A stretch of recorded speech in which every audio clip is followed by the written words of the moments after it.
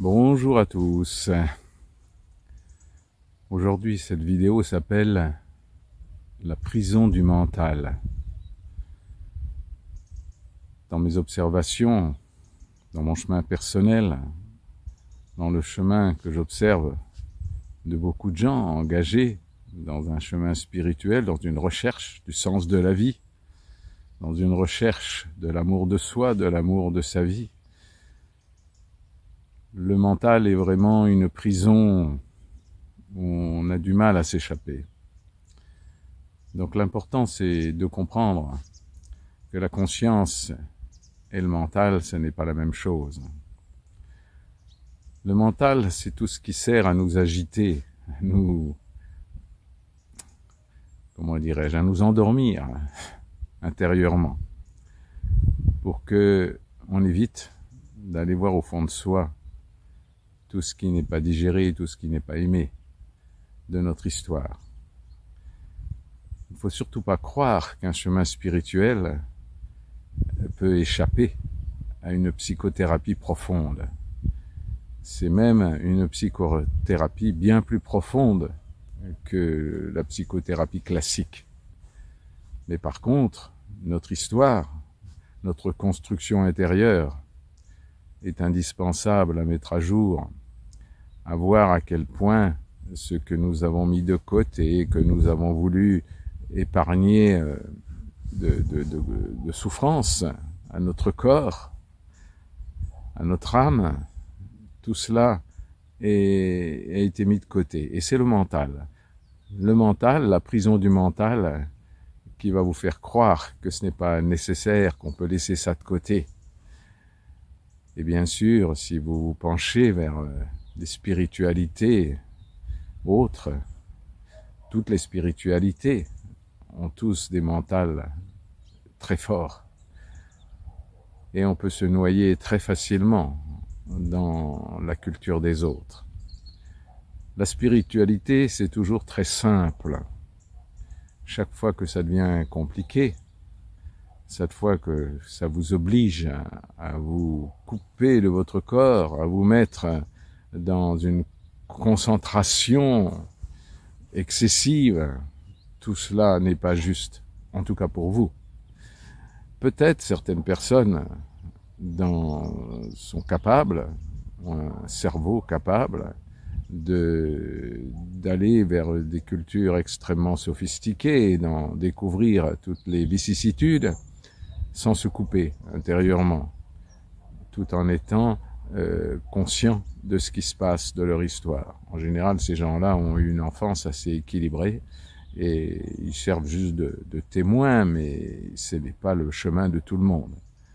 Ce que j'observe beaucoup plus, c'est des gens qui utilisent ces cultures pour échapper à leur conscience, échapper à revivre, à accepter et à aimer tout ce qui nous a composé, donc que ce soit notre famille, notre culture aussi, mais pas dans le sens de l'approuver, juste dans le sens de l'aimer, parce qu'elle fait partie de notre vie. Attention, souvent on confond aimer et approuver. Non, c'est aimer tout en voyant les erreurs fondamentales de notre société, les erreurs fondamentales de notre culture. Donc c'est bien de faire le tri de ce qui est juste pour nous. Mais c'est parce que nous avons réussi à faire le tri dans notre histoire, dans notre culture, dans notre famille, que nous pouvons être dans l'amour. Derrière moi, il y a cette pyramide que j'ai construite qui a 7 étages, et chaque étage correspond aux couleurs des chakras, mais aussi aux couleurs de l'aura que nous avons autour de nous, les couleurs de l'arc-en-ciel, c'est-à-dire les couleurs qui décomposent la lumière. Donc c'est bien le chemin spirituel, et bien un équilibre total entre toutes ces énergies. Et si cette pyramide est surmontée d'un petit ange, d'un Cupidon, c'est pour montrer que si toute notre construction ne mène pas à l'amour total, inconditionnel, de notre histoire, de notre famille, sans forcément l'approuver, ce n'est pas le problème. L'amour n'a pas besoin d'approbation.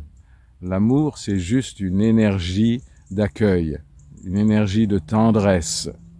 Mais ce n'est pas du tout d'obéir, ce n'est pas du tout de suivre quelqu'un. C'est juste d'être dans l'amour de la vie, et de l'amour de notre chemin personnel et de l'amour du chemin de chaque personne.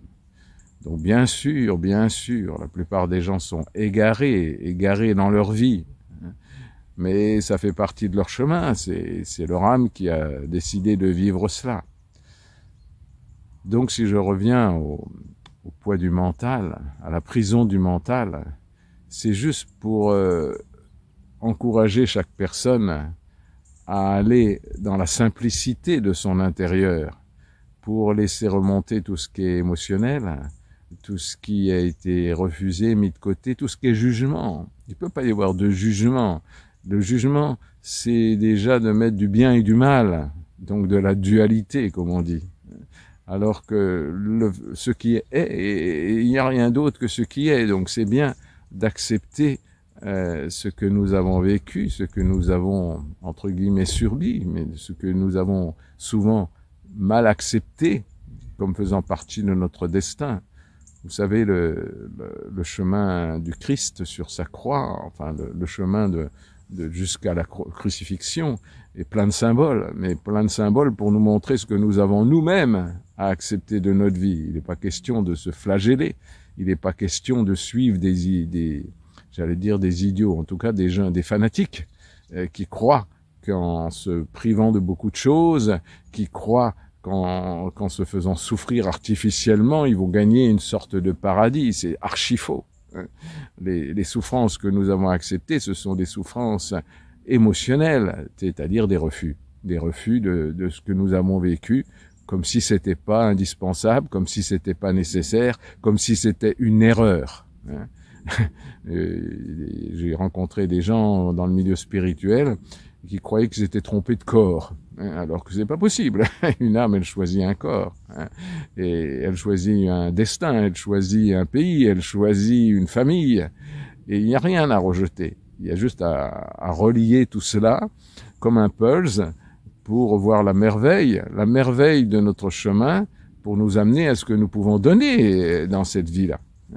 Sûrement pas en approuvant tout ce que nous avons vécu, juste en l'acceptant et en l'aimant.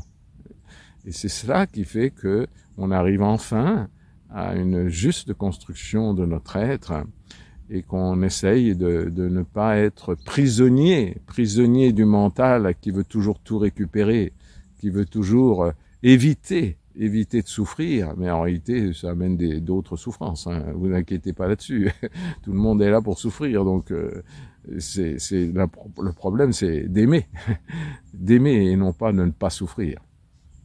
Aimer ce que nous avons vécu, aimer ce que nous vivons, aimer tout ce qui est en nous, notre corps, notre histoire, et non pas s'engager dans les cultures des autres pour éviter de ressentir notre histoire, ressentir ce qui nous compose, et donc d'éviter toujours d'être vraiment nous-mêmes, donc d'être dans l'amour, d'éviter d'être dans l'amour de soi, car on cherche dans les cultures des autres à trouver d'autres solutions que de s'aimer soi-même.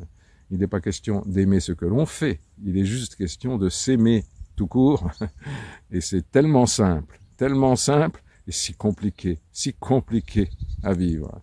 Mon Dieu, que d'années, que d'immenses quantités d'années il faut pour arriver à ce véritable amour de soi, sans jugement et sans tricher. Et croyez-moi, je vois plein de gens autour de moi qui trichent, mais alors à un point incroyable. Ils mettent du mental sur du mental sur du mental, et ils croient qu'ils font un vrai chemin spirituel.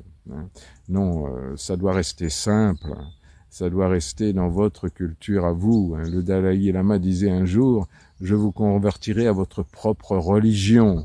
Il ne s'agit pas d'une religion institutionnelle.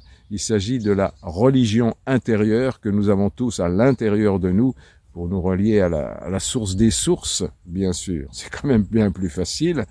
Et peut-être beaucoup plus douloureux qu'on ne l'imagine, mais c'est la vie, c'est tellement passionnant, c'est tellement une joie, mais une vraie joie, pas une joie d'ego, pas une joie culturelle, pas une joie comment dirais-je,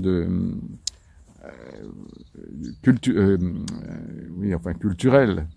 Il s'agit bien d'une joie physique, une joie intérieure, hein, et non pas une joie, oui, intellectuelle. Je vois trop de gens qui se croient heureux dans cette noyade intellectuelle qu'ils peuvent vivre dans ce chemin spirituel, qui est bien sûr une erreur, une déviance d'un vrai chemin spirituel. Et il ne s'agit pas d'un sacrifice, il s'agit de vivre la vie qui nous est prévue, mais de la vivre à fond, et de la vivre dans l'amour pour être débordant d'amour vers les autres. C'est tout simple, c'est tout con. Ouais, mais c'est pas si facile que ça. Hein. Allez, je vous embrasse très très fort, plein de tendresse, et toujours du soleil dans votre cœur. Au revoir.